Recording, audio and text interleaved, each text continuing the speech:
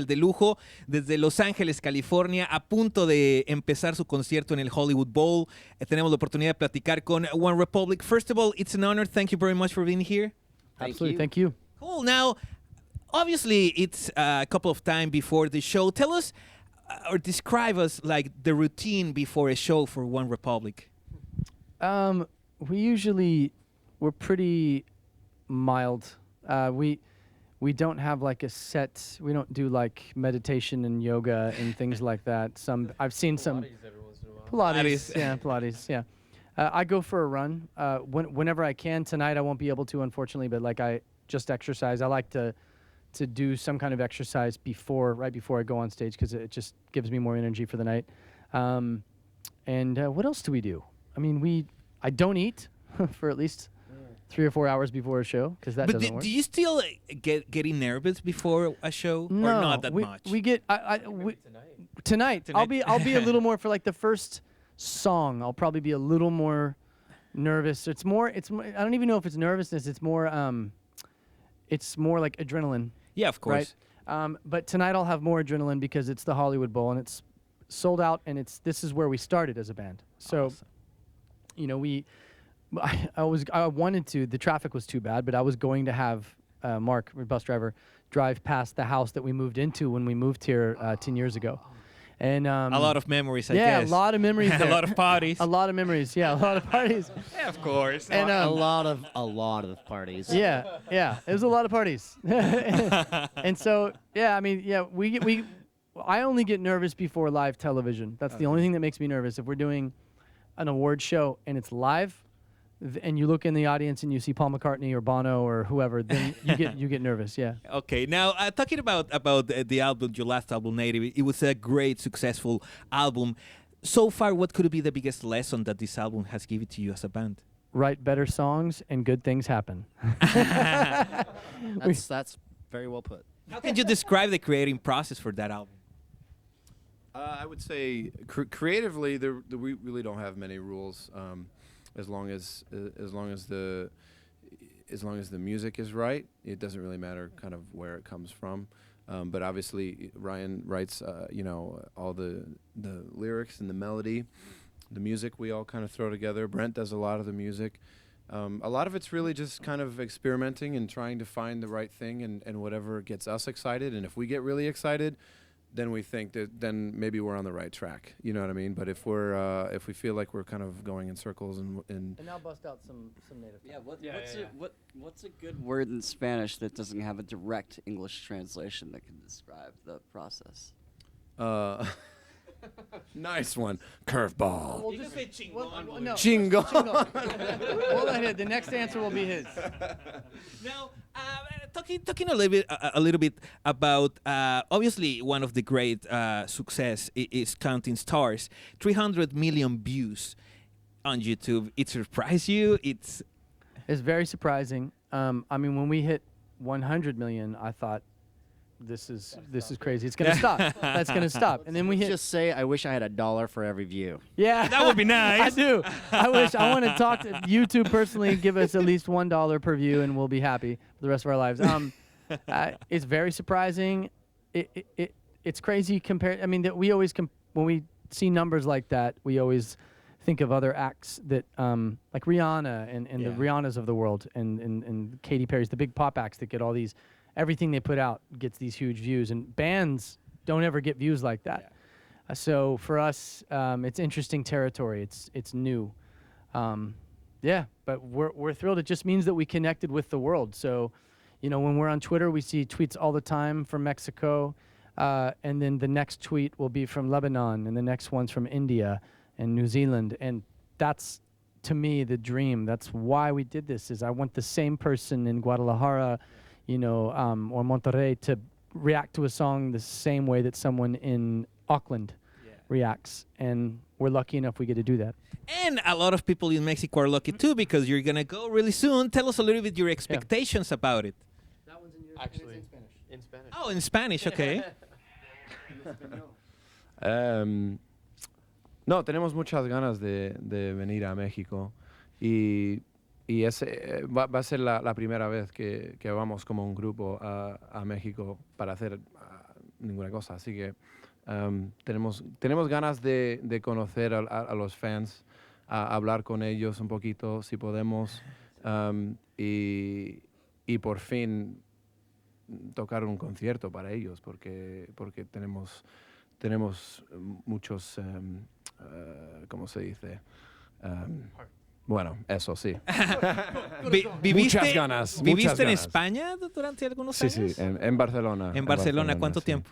8 años. 8 años. Pero 8 años muy pasados. Así que mira. Really good Spanish, bro. Gracias. Now, no, actually, it surprised me. Now, talking about, of course, you've been sharing stage with different really good bands in the past. I'm gonna ask you about two. Tell me your experience about touring with them, not just bands but also artists, starring Bon Jovi.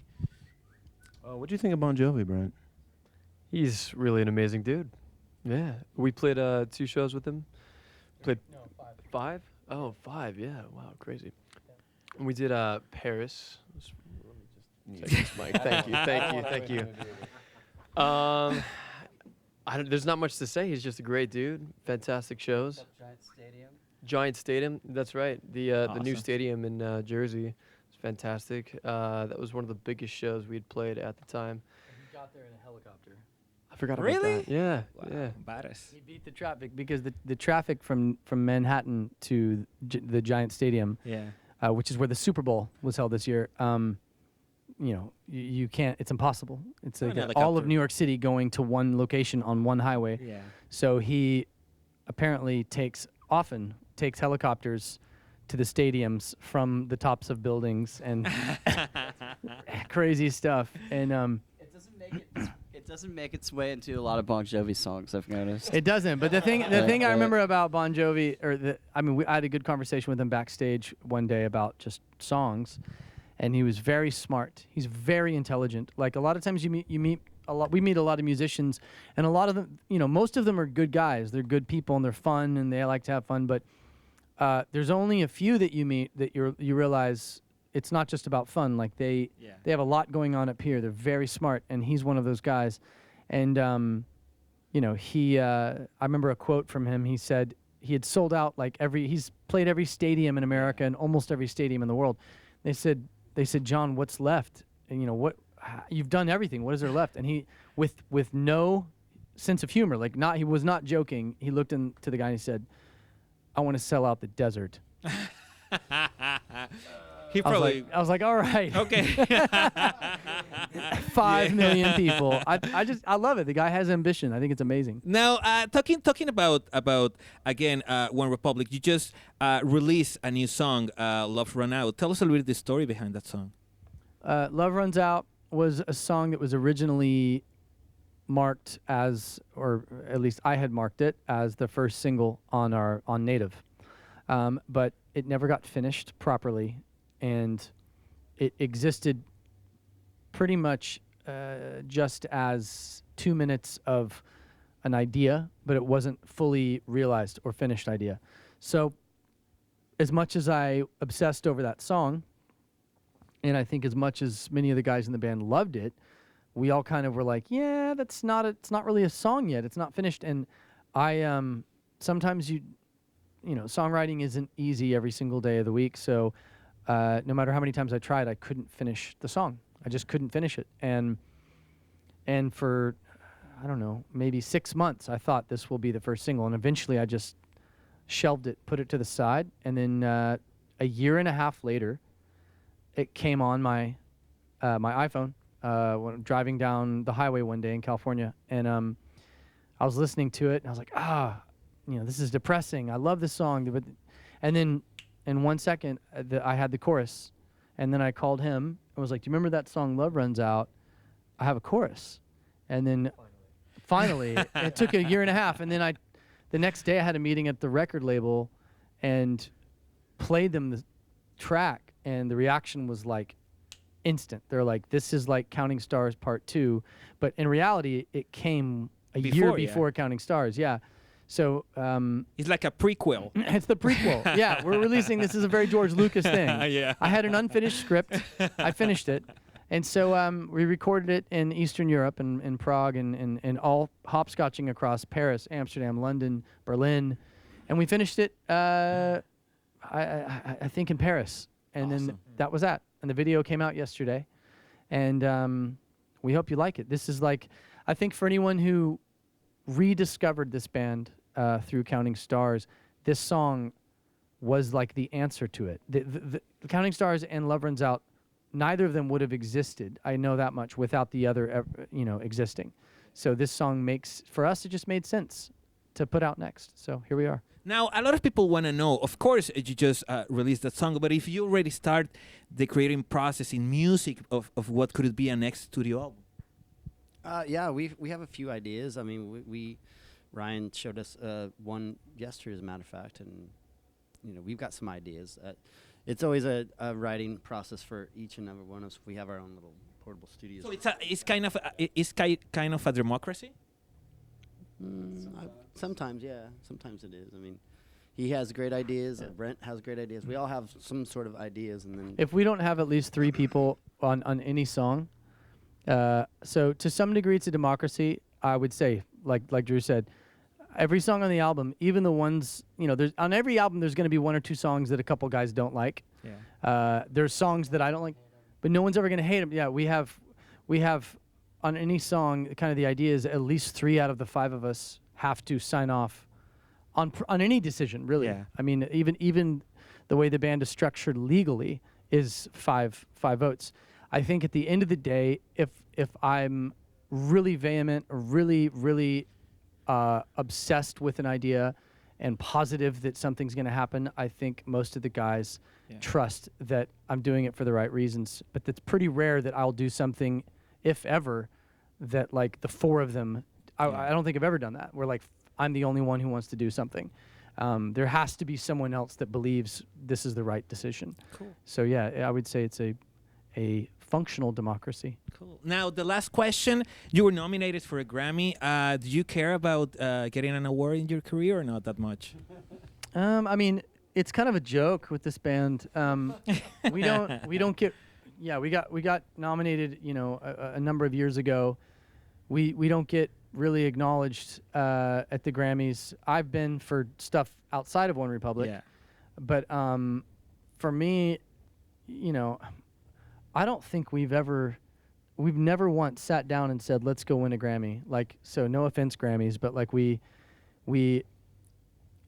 I understand to some degree how that works, how you can win, the kind of cultural storm you have to create to win. Whether you did the best this or the best that year isn't always the case or the most relevant thing. It's were you culturally the most significant in that category. I'm a voting member too, so I understand to some degree that it's out of your hands. Yeah. It really is, and I think all of us refuse to start a campaign, where it's all about just winning Grammys. I mean, we do what we love. We're sitting in a venue, the Hollywood Bowl, that we lived, I think, a mile from this place for 6 years, and played clubs for 300 people. Now there's 18,000. So that is an award, I guess, in a way. And at some point, I think we will. We'll win something for something, whether it's a Grammy or an Oscar. It'll happen, but it won't be because we were trying to win one. It'll be because for whoever voted, whoever decided that day that we were the cool guys, and they gave us one. Cool. Well, thank you very much. It's an honor to talk with you. Good luck for tonight. Congratulations, because Native is an amazing album. And your Spanish is fucking awesome, bro. Viva Mexico! Viva Mexico!